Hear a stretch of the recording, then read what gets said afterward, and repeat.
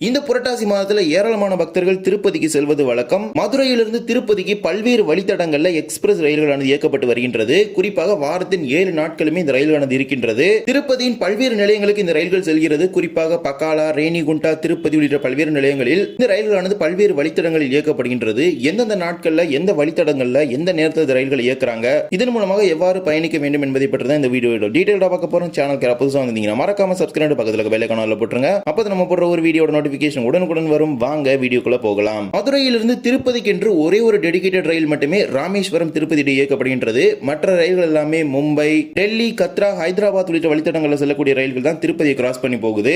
திருப்பதிக்கு போறதுக்கு மொத்தமா 3 ரயில் நிலையங்கள் இருக்கிறது. ஒன்று திருப்பதி, மற்றொன்று ரேணிகுண்டா ரயில் நிலையம். இந்த 2 நிலையங்கள் தான் திருப்பதிக்கு அருகாமையில் இருக்கக்கூடிய நிலையம். பக்காலா ஜங்ஷன் என்று ஒரு நிலையம் இருக்கிறது. அது ஒரு 40 கிலோமீட்டர் தள்ளி இருக்குது திருப்பதியிலிருந்து. இருப்பினும் இந்த பக்காலா ஜங்ஷன் வழியா தான் அதிகமான ரயில்கள் போகுது அப்படின்னு சொல்ல முடியும். ஏன்னா பக்காலா ஜங்ஷன்ல போய் யூ டர்ன் போட்டு அந்த ட்ரெயின் பாத்தீங்கன்னா அப்படியே தர்மவரம் வழியா போயிருது.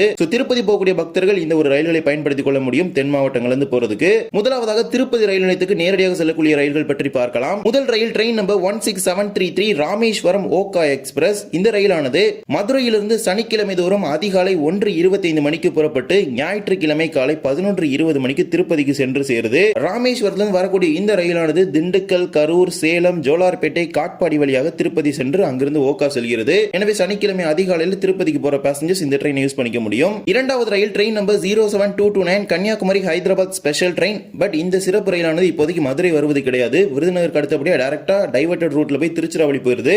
நீங்க இந்த ஸ்பெஷல் ட்ரெயின் யூஸ் பண்ணணும்னா ஒன்னு விருதுநகர் போகணும், இல்ல திருச்சிராப்பள்ளி போய் மட்டும் இந்த ஸ்பெஷல் ட்ரெயின் யூஸ் பண்ணிக்க முடியும். இல்லனா மானாமதுரை வந்து யூஸ் பண்ணிக்கலாம். அது மானாமதுரையில இருந்து அண்டர்சோ மட்டும் தான் அவைலபிளா இருக்கும். ஏனென்றால் இந்த அக்டோபர் மாதம் முழுவதுமே இந்த ரயில் மாற்றுப்பாதையில் திருப்பி விடப்பட்டுள்ளது. மூன்றாவது ரயில் train number 16354 Nagercoil Kacheguda express. இந்த ரயிலும் சனிக்கிழமைகளிலே இயக்கப்பட இருக்கின்றது. மதுரையிலிருந்து சனிக்கிழமை தோறும் மதியம் 1:15 மணிக்கு புறப்படக்கூடிய காச்சிகுடா எக்ஸ்பிரஸ் ரயிலானது ஞாயிற்றுக்கிழமை அதிகாலை 12:30 மணிக்கு திருப்பதிக்கு சென்று சேரும். நாகர்கோவிலிருந்து வரக்கூடிய இந்த ரயிலானது திருச்சிராப்பள்ளி, கரூர், சேலம், ஜோலார்பேட்டை, காட்பாடி வழியாக திருப்பதி போய் அகைன் காச்சிகுடா போகுது. மூன்றாவது ரயில் train number 16780 Rameswaram Tirupati express. இந்த ரயில் வாரத்தில் 3 நாட்களுக்கு இயக்கப்படுகின்றது. ராமேஸ்வரத்திலிருந்து ஞாயிறு, வியாழன், வெள்ளி ஆகிய 3 நாட்களும் இந்த ரயில் மதுரை வழியாக இயக்கப்படும். அதன்படி ஞாயிறு, வியாழன், வெள்ளி ஆகிய 3 நாட்களும் மதுரையிலிருந்து இரவு 7:25 மணிக்கு புறப்படக்கூடிய திருப்பதி எக்ஸ்பிரஸ் ரயிலானது திங்கள், வெள்ளி, சனி ஆகிய 3 நாட்களும் காலை 10:10 மணிக்கு திருப்பதிக்கு சென்று சேரும். அடுத்த ரயில் train number 16787 Tirunelveli Srimatha Vaishno Devi Katra express. இந்த ரயில் திங்கட்கிழமைகளில் இயக்கப்படும். திருநெல்வேலியிலிருந்து வரக்கூடிய இந்த ரயிலானது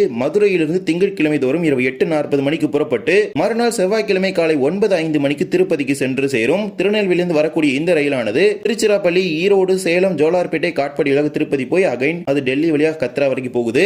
இந்த ரயில்கள் எல்லாமே டைரக்டா மதுரையிலிருந்து திருப்பதி ஸ்டேஷனுக்கே போற ரயில்கள். மேலும் சில ரயில்கள் பாத்தீங்கன்னா ரேணிகுண்டா ஜங்ஷன் வழியா போகுது. ரேணிகுண்டாவிலிருந்து திருப்பதிக்கு வெறும் 10 கிலோமீட்டர் தூரம் தான். அதனால பேருந்து போன்ற இதர போக்குவரத்துகளை பயன்படுத்தி நம்ம ரேணிகுண்டாவிலிருந்து நேரடியாக திருப்பதிக்கு சென்று சேர முடியும். ரேணிகுண்டாக்கு போற முதல் ரயில் train number 16352 Nagercoil Mumbai Chhatrapati Shivaji terminus express. இந்த ரயில் இந்த அக்டோபர் மாதத்துல வருகின்ற அக்டோபர் 19ஆம் தேதி, அதாவது ஞாயிற்றுக்கிழமை ஒரே ஒரு நாள் மட்டுமே மதுரை வழியாக இயக்கப்பட இருக்கின்றது. இதர நாட்கள் இந்த ரயில் வழிமாற்றப்பட்டுள்ளது. எனவே வருகின்ற அக்டோபர் 19ஆம் தேதி யாராவது போறீங்கன்னா இந்த ட்ரெயின் யூஸ் பண்ணிக்க முடியும். மதுரையிலிருந்து காலை 10:50 மணிக்கு புறப்பட்டு ரேணிகுண்டாக்கு அன்றைய தினம் இரவு 10:10 மணிக்கு இந்த ரயிலானது சென்று சேரும். நாகர்கோவிலிருந்து வரக்கூடிய இந்த ரயிலானது திண்டுக்கல், திருச்சிராப்பள்ளி, விருதாச்சலம், விழுப்புரம், செங்கல்பட்டு, காஞ்சிபுரம், அரக்கோணம் வழியாக ரேணிகுண்டா சென்று அங்கிருந்து மும்பை சத்ரபதி சிவாஜி டெர்மினஸ் நிலையத்துக்கு சென்று சேருது. இதே போல மற்றொரு ரயிலும் ரேணிகுண்டா வழியாக இயக்கப்படுகின்றது. அதுதான் train number 22102 Madurai Lokmanya Tilak terminus Mumbai express. இந்த ரயில் வெள்ளிக்கிழமை தோறும் இயக்கப்படும். வெள்ளிக்கிழமை தோறும் மதுரையிலிருந்து மாலை 4 மணிக்கு புறப்படக்கூடிய இந்த ரயிலானது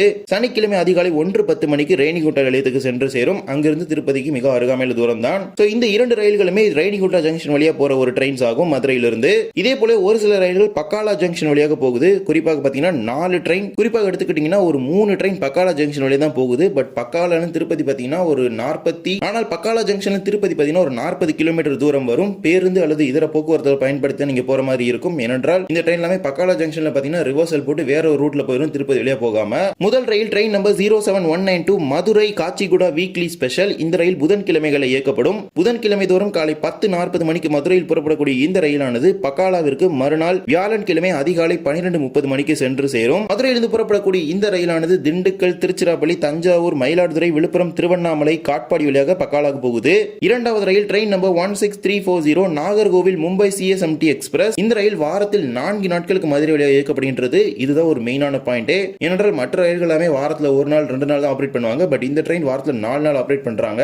மதுரையிலிருந்து திங்கள், செவ்வாய், புதன் மற்றும் வெள்ளி ஆகிய 4 நாட்களும் காலை 11:10 மணிக்கு மதுரையிலிருந்து புறப்படக்கூடிய மும்பை ரயிலானது பக்காலாவிற்கு அன்றைய தினம் இரவு 9:15 மணிக்கு சென்று சேரும். இதன் மூலமாக பக்காலாவில் இறங்கி திருப்பதி செல்லக்கூடிய பயணிகள் பயன்படுத்திக் கொள்ள முடியும். இது வாரத்துல 4 நாட்களுக்கு இயக்கப்படும். நாகர்கோயிலிருந்து வரக்கூடிய இந்த ரயில் திண்டுக்கல், கரூர், நாமக்கல், சேலம், ஜோலார்பேட்டை, காட்பாடியாக பக்காலா சென்று அங்கிருந்து யூட்டன் போட்டு அது மும்பை சிஸ்டி போகுது. இதே போல கடைசி ரயில் train number 22716 Madurai Kacheguda weekly super fast express. இந்த ரயில் ஞாயிற்றுக்கிழமைகள் இயக்கப்படுகின்றது. மதுரையிலிருந்து ஞாயிற்றுக்கிழமை தோறும் மதியம் 1:15 மணிக்கு புறப்படக்கூடிய இந்த ரயில் திங்கட்கிழமை அதிகாலை 12:30 மணிக்கு பக்காலா ஜங்ஷன் சென்று சேரும். மதுரையிலிருந்து புறப்படக்கூடிய இந்த ரயில் திருச்சிராப்பள்ளி, கரூர், ஈரோடு, சேலம், ஜோலார்பேட்டை, காட்பாடி வழியாக பக்காலாக்கு போகுது. எனவே பக்காலா நிலையத்தை பயன்படுத்தக்கூடிய பயணிகள் வேண்டுமென்றால் பயன்படுத்திக் கொள்ளலாம். என்றால் 43 கிலோமீட்டர் தூரம் பக்காலாவிலிருந்து திருப்பதி. பட் இது ஒரு பெஸ்டான சொல்யூஷனா இருக்கும். ஏன்னா ரேணிகுண்டாக்கு பாத்தீங்கன்னா லிமிட்டடான ட்ரெயின்ஸ் தான் இருக்கு. அதே மாதிரி திருப்பதியில போற ட்ரெயின்ஸ் ரொம்பவே லிமிட்டட் தான். சோ பக்காலா ஜங்ஷன் யூஸ் பண்றதுனா நீங்க கண்டிப்பா யூஸ் பண்ணிக்க முடியும். சோ இந்த புரட்டாசி மாதத்துல மதுரையிலிருந்து ஏழுமலையான தரிசிப்பதற்காக திருப்பதி செல்லக்கூடிய பக்தர்கள் இந்த ரயில்களை பயன்படுத்திக் கொள்ளுங்கள்.